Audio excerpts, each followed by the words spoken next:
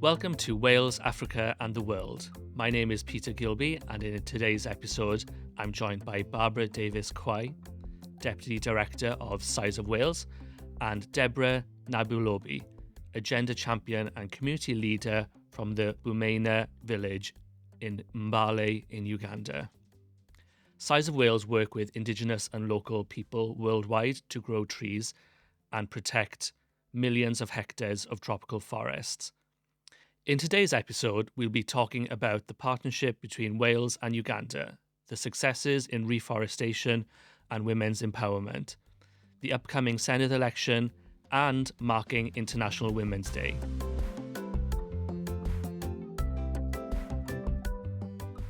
Bore da, Barbara and Deborah. Thanks for joining. Diolch am ymuno.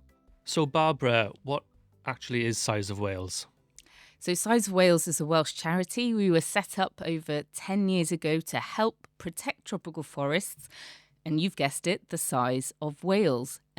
We were set up originally because often the size of Wales, 2 million hectares, was used as a measurement for deforestation. And we thought, hey, stop misusing our nation's name to link us to something negative.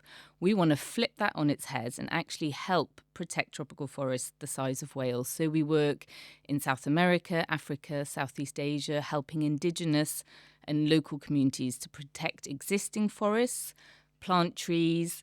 And then here in Wales, we work with young people to inspire climate action, but also recognise that we are part of a deforestation economy, and we also need to change what we buy and consume and invest here in Wales to make sure that we are not driving tropical deforestation thousands of miles away. You know, why should this tropical deforestation matter to people in Wales? You know, you've mentioned it's in South America, Africa, Southeast Asia. It's thousands of miles away. Why is that relevant? Well, tropical forests are nature's best solution to the climate crisis. We know that we are facing real severe temperature increases, and forests absorbs thousands, millions of tons of carbon. They're kind of nature's best kind of sucking down solution to the carbon crisis. So they're not only good for solving climate change, but they are home to thousands of species. 50% of the world's biodiversity are in tropical forests. They're home to millions of people. They also help regulate our climate, and they're also home to indigenous peoples who have lived there for thousands of years. Many of our drugs can come from tropical forest. Treatments for cancer and other illnesses can be found in forests. So they are important globally for our health, the health of our planet, and the people. But unfortunately, we're seeing them cut down at a devastating rate. Last year alone, over 6 million hectares of tropical forests was lost. That's 3 times the size of Wales. Today, we're also joined by Deborah in Uganda. What is Deborah's relationship to Size of Wales? So Size of Wales works in Uganda to support a tree growing programme called the Mbale Tree Growing Programme. And we work through funding from the Welsh Government to support local organisations, the Mount Elgon Tree Growing Enterprise, BRDC and MEAC, to help local communities set up community nurseries to distribute trees freely in the area of Mbale in Uganda. That's quite a mountainous area. Lots of the trees have been cut down, and the area is really prone to landslides, and there's high levels of poverty. So we've set up with our local partner over 20 community-run nurseries, and Deborah is one of the amazing women that is running those community-run nurseries. So the nursery operators grow seeds, they make little seedlings, and then those seedlings get given out to the community free of charge. And also Deborah is an amazing gender champion. We've recognised that it's so important to empower women, because women are key if we want to tackle the climate crisis. You need gender justice and climate justice. So Deborah is an amazing gender champion, and I've had the opportunity to meet with her on a number of occasions when I went to Mbale, and then last year when she came to visit here in Wales. So Deborah, can you tell us a little bit about yourself and your community? My name is Nabulobi Deborah, a gender champion, an advocate for climate change in my community. My parish has got 5 villages, and what I can talk about my community is that it has got many school dropouts and young mothers. But the only good thing that I can talk about it, it has got people who are willing to listen, to change, and act. So, Deborah, I understand that you're involved with tree growing program in Mbale. Your sort of testament to the impact of the gender empowerment work that's been going on too. What was life like before you became involved in these programs? Before I became involved in the tree growing and the gender program, my life was miserable. I was just a housewife who had no say when it came to decision making. I was just meant to keep my home, care for the children, give birth, go to the garden. I had no potential. I had no confidence to express myself in public because I was too shy. And when it came to doing my roles at home, it was hard for me to go to the garden because as trees were cut down without replacement, the ground was too hard to till. When it shined, it was difficult to go to the garden, and I harvested less food that did not sustain my family. I also faced challenges like moving long distances to collect water for domestic use as water sources dried up and life was totally difficult. And so, you got involved with the tree planting program and these other programs that have been going on. What motivated you to step into a leadership position and stand for local government? Well, there are a number of things that motivated me to step into leadership. First, I had passion for change, but I had no platform. But when the introduction of the tree growing and gender and climate justice program came, I went through trainings and got an opportunity to go through several trainings, including leadership trainings, that empowered and encouraged me to aspire for leadership so as I can also influence other people. And not only that, but also I felt it was my responsibility to lead and contribute to change in my community. Also seeing the need in my community of raising voices for the voiceless, I felt it would be good for me to step into leadership so as I get the platform to advocate for women and address challenges that people face, especially for those of women and girls. And not only that, also being an advocate for climate change, I thought it was wise for me to enter into leadership so as to have access to many people and influence them to plant more trees, especially women and girls, because when it comes to doing our roles, now climate change impacts affects women and girls more as they are the ones supposed to do most of their roles. You mentioned it just then in your answer about how you were motivated to help address the challenges of women in your community. What are those challenges that women in your community particularly face? Women in my community face challenges. I will start from leadership. There are cultural norms where leadership roles are believed to be for men, and women are believed to be weak, and culturally known to be taking care of the home, children, childbearing, and domestic work. People don't believe in them, they disrespect them when they enter into leadership. So when we come to economic status, women face limited access to financial institutions. Like they have no access to bank accounts. They cannot even access loans, as they believe that women have no jobs where they get enough money to pay for loans. So they're financially and economically abused.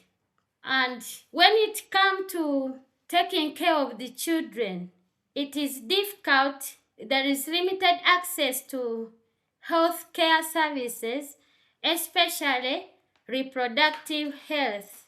So those are the challenges that women face. And they also denied opportunities to own land.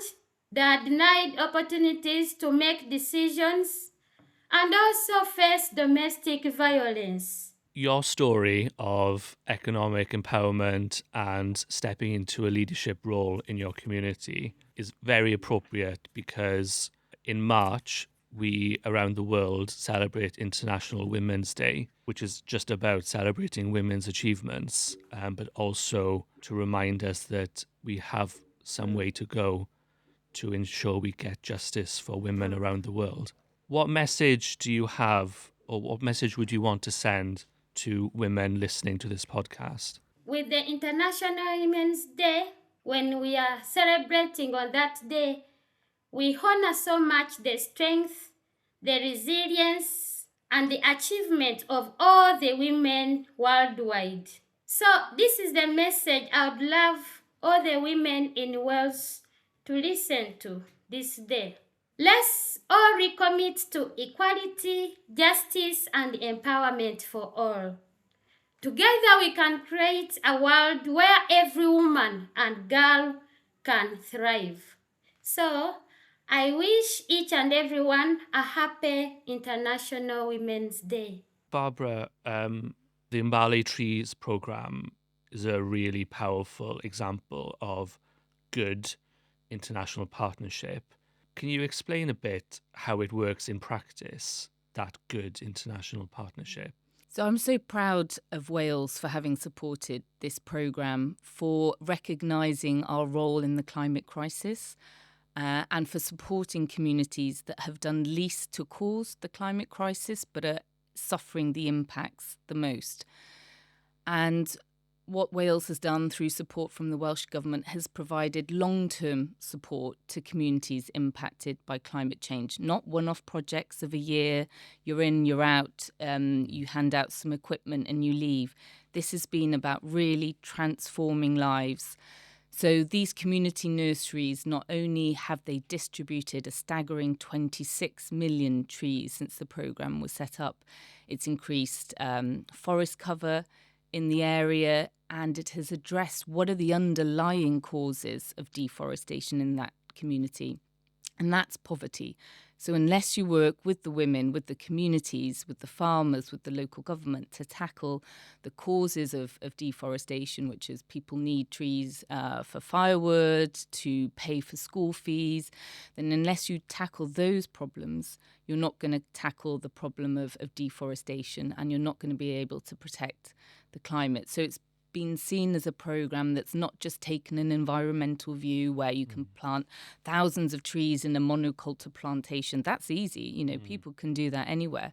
This project has been led by the community themselves. They've been planting indigenous trees, fruit trees, fodder trees, timber trees on their land, the trees that suit their kind of soils, and also have opportunities to gain an income through things like beekeeping, having village saving loans, community gardens, but also showing that they can have a voice. And that's been really impactful. That's the key thing, isn't it? It's locally led, it's their solutions, because, you're quite right. It's really easy to go in with a camera, say, I've planted this many trees in a line, and off I go. Yeah. Very short-termism. That's sort of been what aid's been like in the past, and it's really encouraging to hear this different way of working. You've been working with Deborah, and Size of Wales have been working on this program for a long time. What changes have you seen? So not only have they reached the 26 million tree target, which is absolutely fantastic, and we've estimated that that has sequestered over 1.4 million tonnes of carbon. And just to put that into perspective, that's a quarter of Wales's transport emissions. So that's a huge achievement that a small nation like Wales has done. And that really shows that we're being globally responsible and a global leader on climate action. So, that's kind of the more abstract climate change angle. On the ground, we've seen the forests being restored, tree cover increasing. That's done by satellite imagery. So we've got hard evidence to show that there are more trees on the ground than before. But I think what's impacted me the most is those personal stories, the testimonies of the women in Deborah's community and others that have said to me, thanks to the fact that now we've got water, I don't have to walk for hours and I'm less likely to get home and be beaten up by my husband. Now that I'm a gender champion, I know that my girls have a right to go to school and they don't need to drop out. Now that I am earning an income, I can look after myself. I can make sure that my children can go to school and have the books that they need when they need to go to school. Now that I know about working in partnership, men and women in the community, we are more harmonious. There's less conflicts. All these things, they're quite qualitative, quite untangible things, but they are so impactful. And with relatively small investment, we have been able to transform lives of many, many women, girls, men in that community and have lasting cultural change. Women that said before, I wasn't able to buy land and now I've bought land. That's a huge change in a community over a relatively short period of time. And all of those things will make sure that that community is more resilient to climate change. They can adapt to the crises that they face. When I was there over a year ago, I saw the devastating impacts that landslides can have. And by planting trees, they're more resilient to climate change, less likely to have the rivers wash away their lands. We're planting bamboo along rivers that are flooded. So all of these impacts, both the trees, but also what it's meant for individual people has been totally transformative. And I imagine there's quite a few people in Wales that could probably empathise with those issues, particularly flooding and landslides. Landslides are quite common in former coal mining areas of Wales. Flooding is occurring annually here. Has there been any innovations that Wales can learn from, or any bi-directional learning in this partnership that's worth noting? So I think we have done kind of a tree growing and learning and sharing event with communities here in Wales, but also other projects across the world to share, how you can plant trees in the right way, in the right place, with the right tree. And that has been really interesting. I think the action of having community-led tree growing initiatives has been really important. Rather than imposing tree growing on a community, it's working with them to map the local landscape. The community themselves can then identify, we know here we often have floods, so what can we do about it? How can we plant those trees there maybe to help reduce flood risk? Do we need some crops that we might, trees for fruit trees or other livelihood benefits? So I think that approach of working with the community is really interesting. And something else that we have been trialling is how to reduce the dependency on plastic potting bags.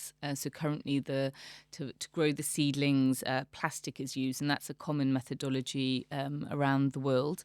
And with Bangor University, we've been trialling how to use biodegradable potting bags using locally available material. So that's something really exciting that Metgay Welsh Government and the University of Bangor have been doing to look at how we can reduce the dependency of plastics, but also use waste material that's locally found to generate income for the community. So, Deborah, what changes have you seen in your community because of the tree planting program? Yeah, there are many changes that I've seen in my community because of tree growing program. First, the community that was extremely dry, that situation has changed. We could not expect the rains in January and December. It was meant to be the months of drought.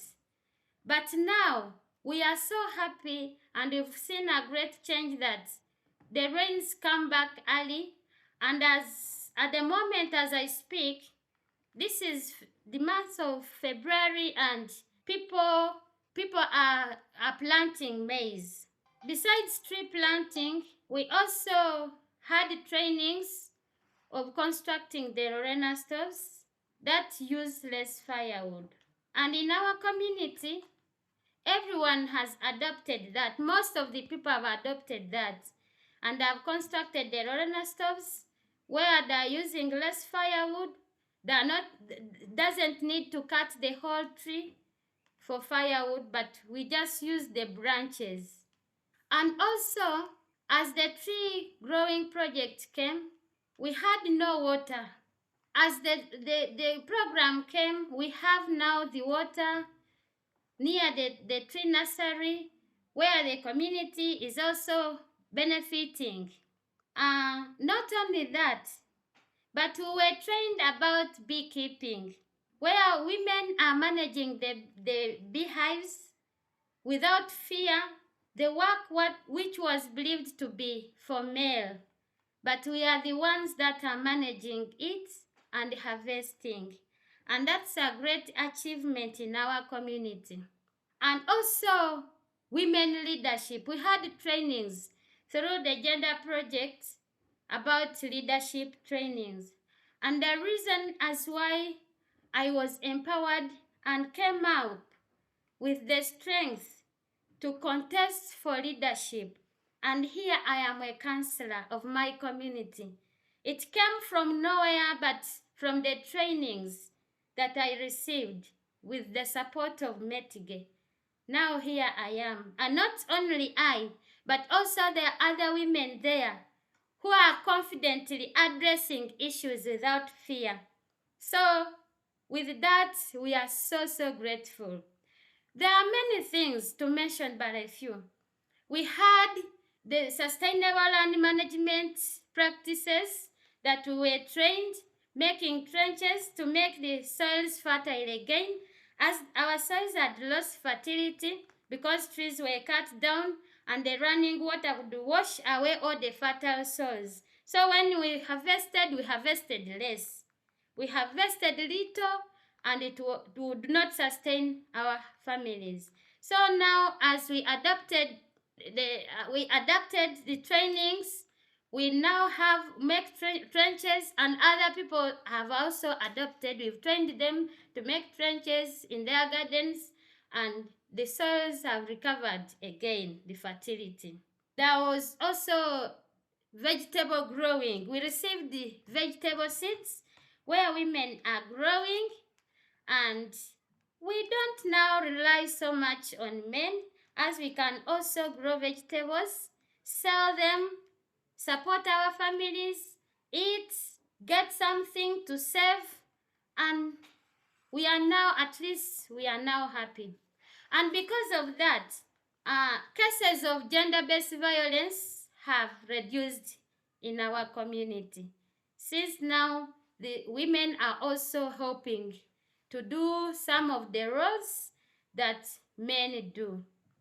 And so, Barbara, maintaining our focus on Wales, there's a Senedd election coming up in May, and Size of Wales have put together a list of recommendations they want the Welsh Government, the next Welsh Government, to focus on. When I was reading it, I found it really striking about the scale of impact that of Size of Wales's work, but also the impact of the issues that Size of Wales are trying to address as well. You know, there's been over 25 million trees distributed. However, in 2024, the world lost 6.7 million hectares of tropical forest. To use that unfortunate comparison you bemoaned earlier, twice the size of Wales. 3 times the size Oh, sorry, of Wales. yeah, 3 times, sorry. Going back to the number of trees that have been planted, the afforestation progress that's been made, what difference does that make environmentally? So when you plant that many trees, you're obviously sequestering a huge amount of carbon. And we've estimated that over 1.4 million tonnes of CO2 has been sequestered by the planting of those trees. That's a quarter of all Wales's transport emissions annually. So that's a huge contribution that Wales is making to tackling the climate crisis. And that shows that we're showing real global leadership and taking action. Trees grown in the tropics grow 4 times faster than they do here in Wales. So it's a really effective way of sequestering carbon by growing trees in the tropics. You know, here they grow much more slowly and take a long time to grow. So, you know, it makes sense to support communities that are vulnerable to the climate crisis, as well as, you know, being globally responsible. Going to the manifesto asks, one of them is the goal of Wales becoming a deforestation-free nation. What does that mean in practice? You know, if you're a Welsh voter, you agree with Size of Wales and the work that you're doing, and trees are important. What does becoming deforestation-free mean? So firstly, I think we need to be supporting, as we are currently, those communities on the front line of the climate crisis. So providing global climate justice to those most impacted. So be that growing trees in areas where much of the trees have been cut down, such as in Uganda, or helping to protect existing tropical forests. So, for example, in Peru, we're working with the indigenous peoples of the Wampis Nation, whose territory is an amazing 1.3 million hectares of tropical forest. And they are literally risking their lives to defend that territory from illegal gold miners, illegal loggers, people that are out there to kill them, often to attack them, to destroy the forest and to take out the resources that are there. So we know that we need to be providing climate funding for these projects with local communities and indigenous peoples, because indigenous peoples are the best guardians of the tropical forest. They've done that for millennia, but they get such little funding globally. So that has to be our number one priority, being a globally responsible nation at a global stage. But also here in Wales, we are part of the deforestation economy. Whilst it might seem that it's a problem thousands of miles away, actually 5 of the biggest causes of deforestation are commodities such as beef from South America, soy that's grown in places such as Brazil and Argentina and imported here into Wales for animal feed, palm oil, and then also coffee and cacao.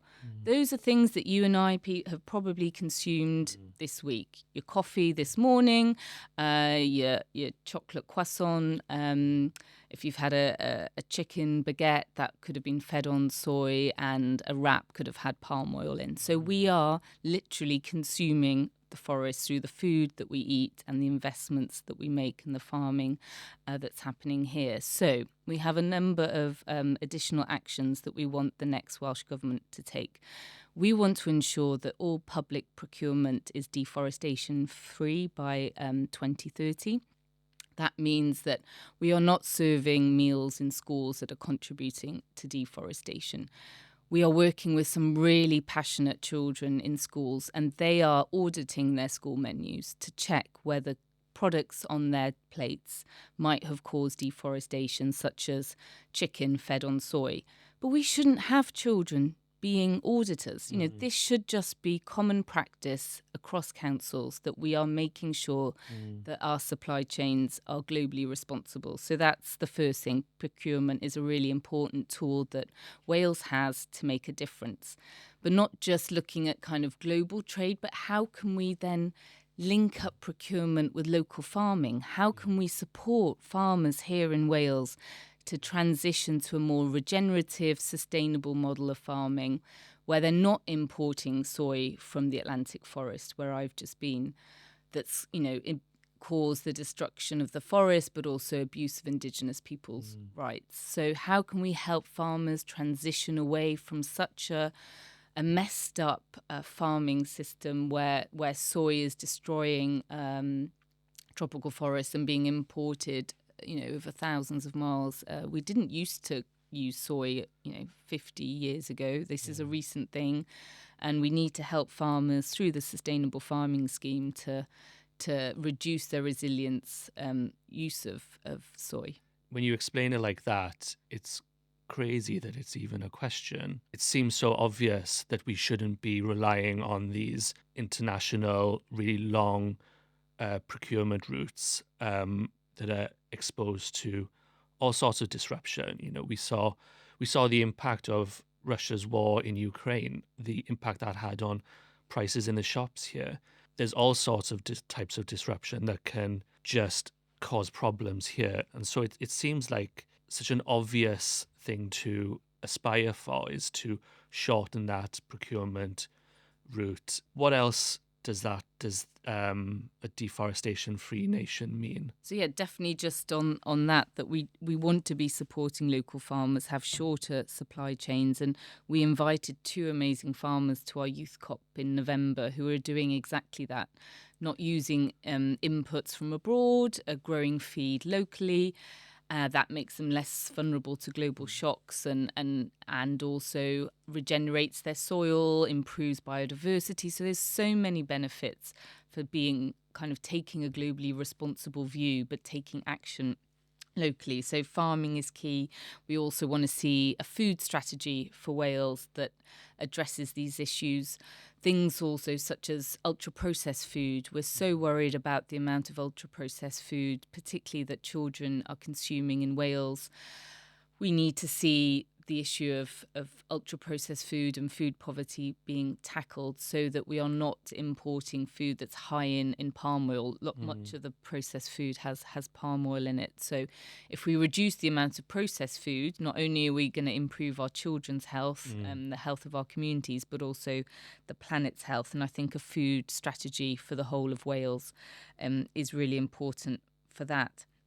And we also want to see more global citizenship for young people. Size of Wales and many other organisations run work in schools that are funded by Welsh Government and are so impactful, so that children can get an idea what's happening globally but can also take action locally. And one of our kind of key programs is a deforestation-free champion school programs. And we've had over 30 schools sign up to that now, become deforestation detectives, learn about the importance of tropical forests and take action, and also become local climate kind of activists, and also recognise that they have a voice. And I think that's so important, listening to young people.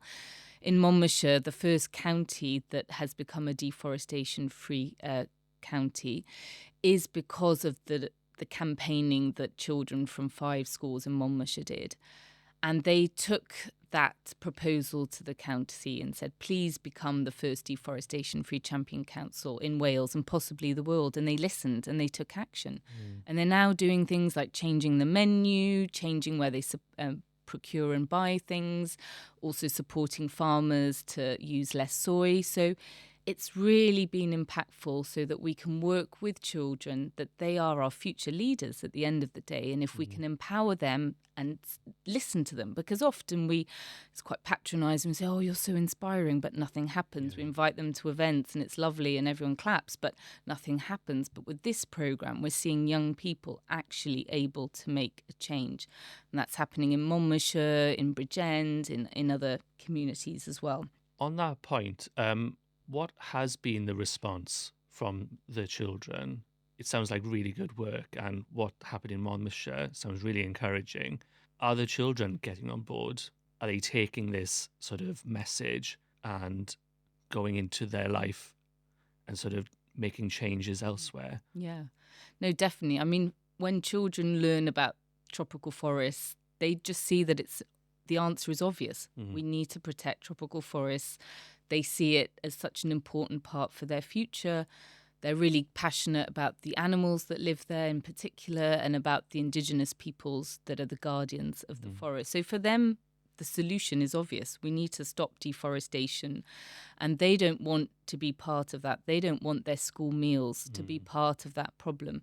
They want adults to take action and make sure that they're not having to eat the food that might be causing deforestation. So they've been given tools such as apps that they can use to scan where products come from and whether they contain things like palm oil, for example. They've also had opportunities to take their message out to events such as the Abergavenny Food Festival, to conferences. And last year in November, the young people from Monmouthshire were even at COP30 in Brazil. We were able to live stream them in and share their message globally at an international level to show that Wales is taking action. Young people can be at the forefront of this. And we don't have to just wait for decision makers and governments to act. At a community level, we have the power to make a change. And if we all did that, that's something really inspiring. And we're going to be taking this message now as well to Westminster in March, where we're meeting with the UK government as well. So there are lots of opportunities where young people have had the ability to be listened to, but also see action actually being taken. Going back to Senedd election and, your recommendations for the next Welsh Government, we're not in a perfect world. There are a lot of critics around, particularly about overseas partnerships. What do you say to people who ask why Wales should be supporting these sorts of programmes at all? Well, I think we live on one planet.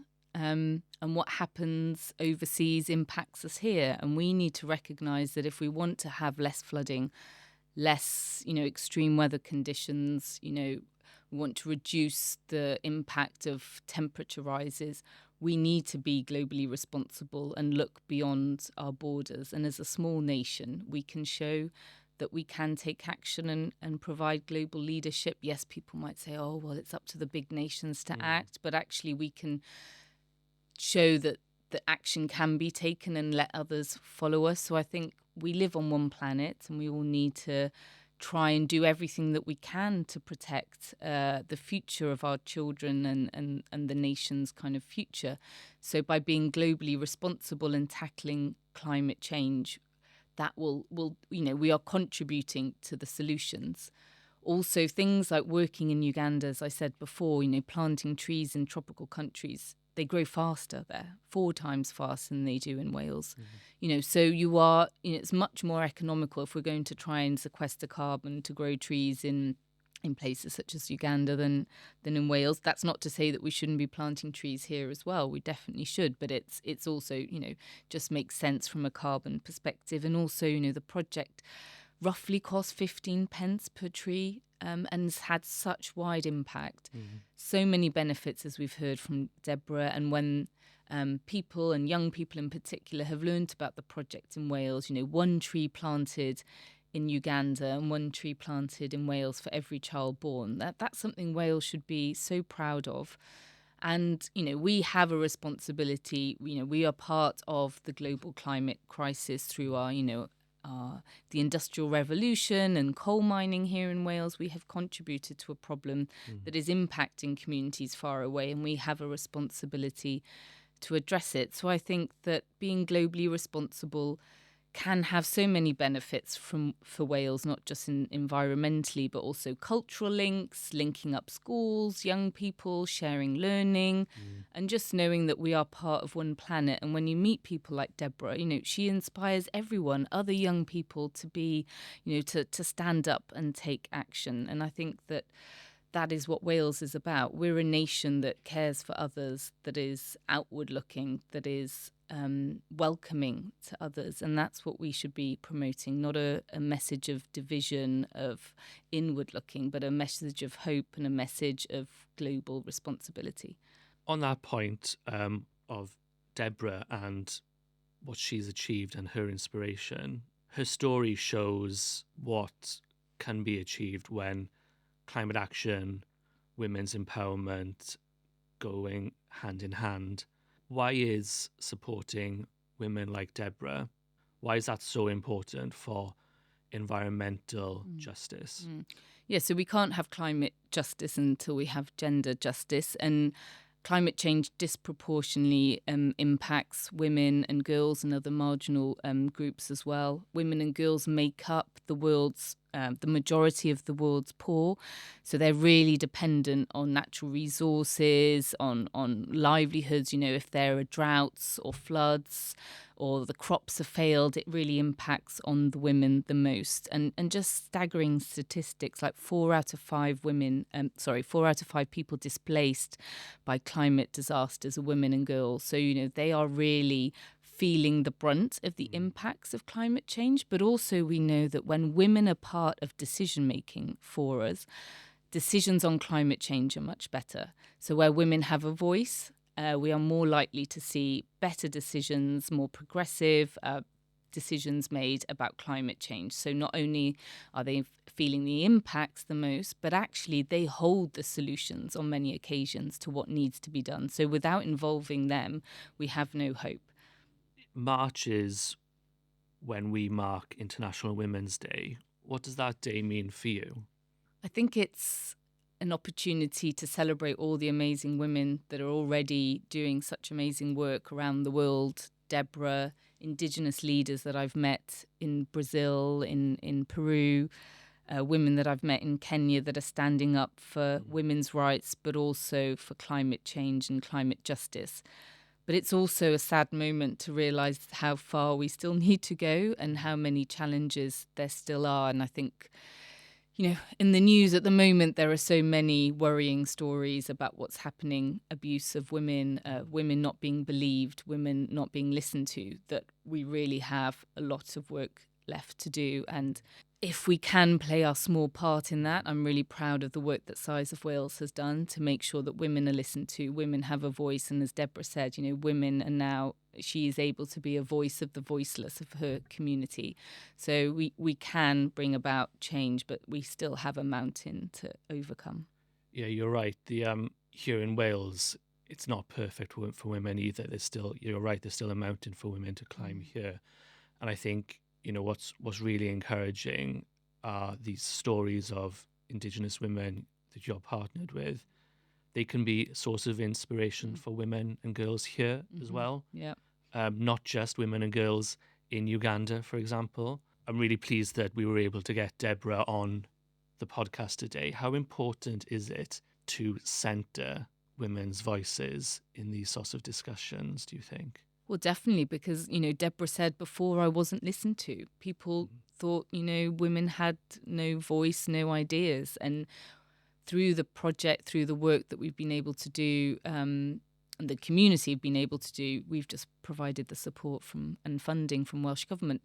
They have been given a voice and a platform, and, you know, things like that matter, not just at a community level, but internationally. For example, when I was at COP in November, we had a space where Indigenous women for the first time from Peru had left Peru, had met with other Indigenous women leaders and could see, you know, what they were doing at an international level. And I also met with an Indigenous leader from the Guarani people who spoke about the impact that soy is having on her community. And she was able to present that at a global stage. A problem that's often very hidden, but now, you know, we're able to give them that platform to have their voices heard. So one thing is to have the platform, the other thing is, are people listening?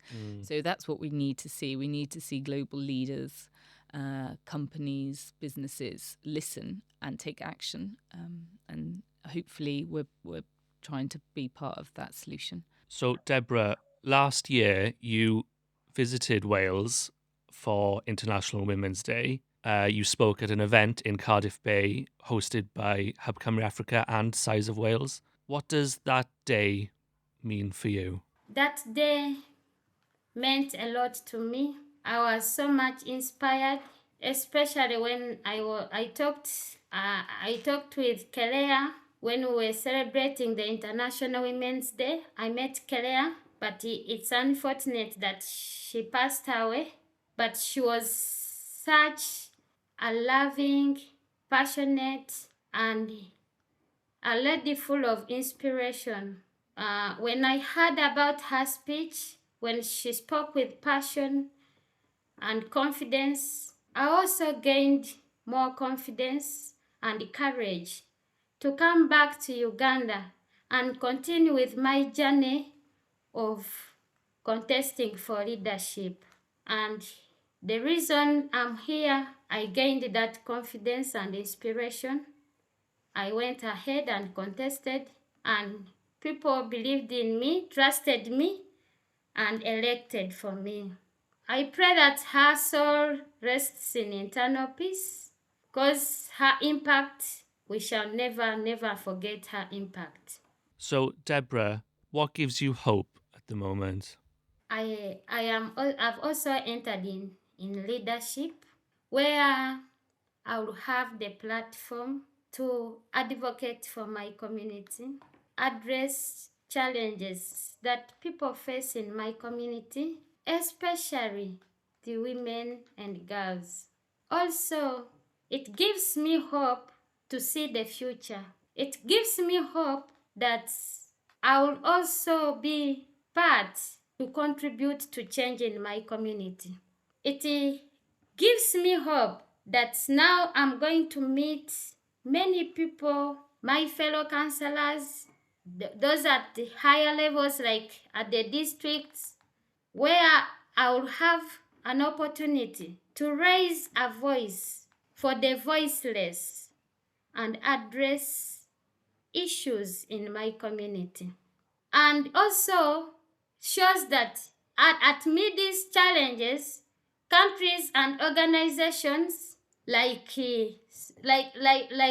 Welsh Government and Size of Wales and Metige are advocating for issues that affect us. And that's so encouraging.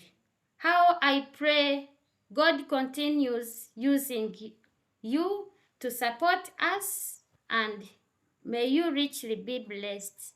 Thank you so much.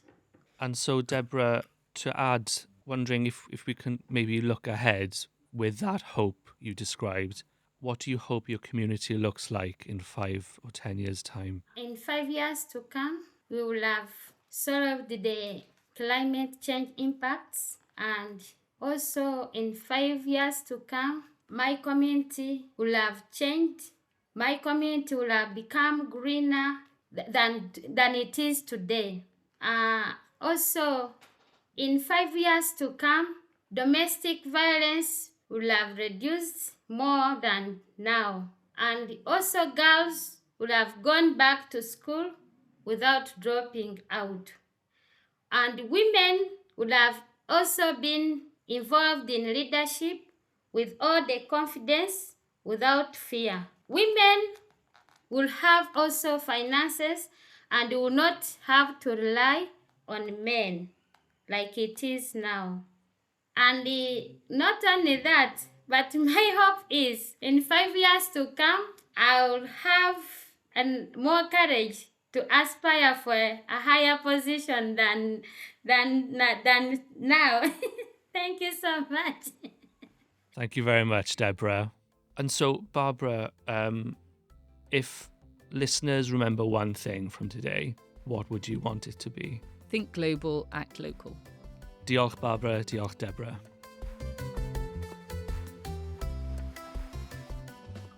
And that's it from Wales, Africa and the world. Thank you to Barbara and Deborah for joining me. Thank you very much for listening. Diolch.